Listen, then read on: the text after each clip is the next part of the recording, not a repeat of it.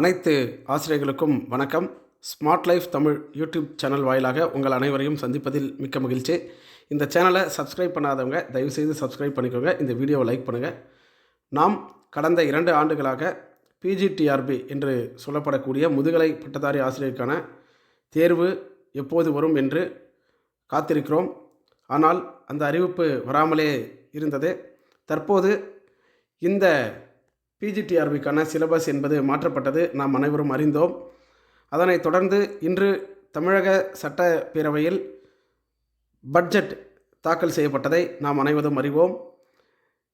அதில் பள்ளி கல்வித்துறை பற்றிய அறிவிப்பின் போது பிஜிடிஆர்பி முதுகலை பட்டதாரி ஆசிரியருக்கான தேர்வு என்பது இந்த ஆண்டு நிச்சயமாக நடைபெறும் என்பதை மாண்புமிகு நிதியமைச்சர் திரு தங்கம் தென்னரசு அவர்கள் அறிவித்திருக்கிறார்கள்.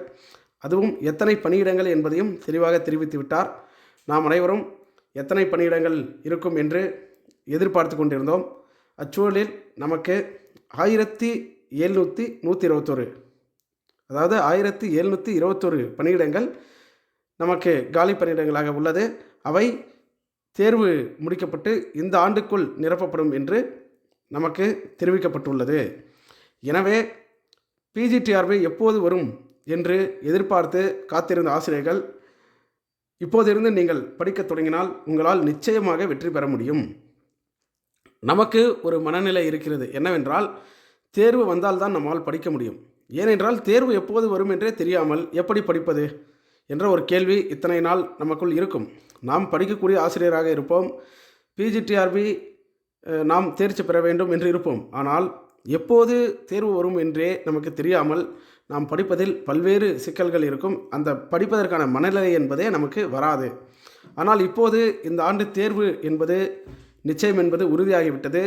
சிலபஸும் வெளியிட்டுட்டாங்க, நம்ம எல்லாருமே பார்த்துருப்போம். அதே போல் பார்த்திங்கன்னா எத்தனை காலி பணியிடங்கள் என்பதையும் சொல்லிட்டாங்க.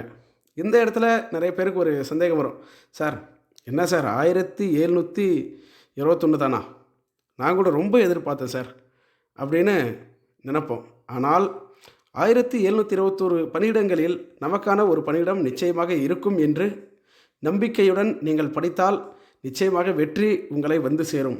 நம்முடைய இலக்கு ஜென்ரல் லிஸ்ட்டில் வர்றது தான். எத்தனை சப்ஜெக்ட் வேணால் இருக்கட்டும், ஒவ்வொரு சப்ஜெக்ட்டுக்கும் 10 பணியிடம் இருக்கட்டும், 20 பணியிடம் இருக்கட்டும், 100 இருக்கட்டும், 200 இருக்கட்டும், அது நமக்கு தேவையே இல்லை. நம்முடைய இலக்கு இந்த 2025-26 கல்வியாண்டில் பணியில் சேர்ந்து சம்பளம் பெறுவது மட்டும்தான் நம்முடைய இலக்கு. நம்முடைய இலக்கு என்பது ஜென்ரல் செலெக்ஷன் லிஸ்ட்டில் வரணும். சரிங்களா? இதுதான் நம்முடைய இலக்காக இருக்கணும். மீண்டும் உங்களை நான் ஒரு விஷயம் வலியுறுத்தி சொல்லணும்னு நினைக்கிறேன். இந்த ஆண்டு பிஜிடிஆர்பி நிச்சயமாக வரப்போகுது. இதனை தவிரவிட்டால் நிச்சயமாக அடுத்த பிஜிடிஆர்பி என்பது 2027 அல்லது 28 தான் வரும். ஏனென்றால் 2026 எலெக்ஷன் இருக்குது. ஸோ அதுக்கப்புறம் 27 எண்டில் அந்த மாதிரி தான் மறுபடியும் எக்ஸாம் வர்றதுக்கு வாய்ப்பு இருக்குது. அப்படி 2027 வந்தாலும் உங்களுக்கு 2028 ஆகிடும் அப்பாயின்மெண்ட்டுக்கு.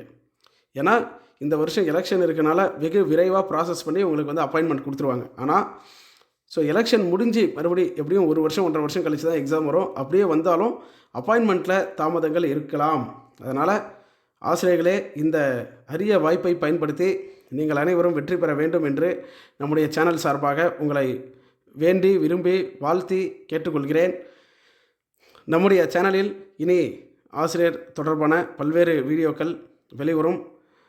உங்களுக்கு மோட்டிவேஷன் மற்ற அனைத்து தகவல்களும் வெளிவரும். இந்த சேனலை சப்ஸ்கிரைப் செய்து லைக் செய்து வைத்துக் கொள்ளுங்கள். மற்றொரு பயனுள்ள வீடியோவில் சந்திப்போம். நன்றி.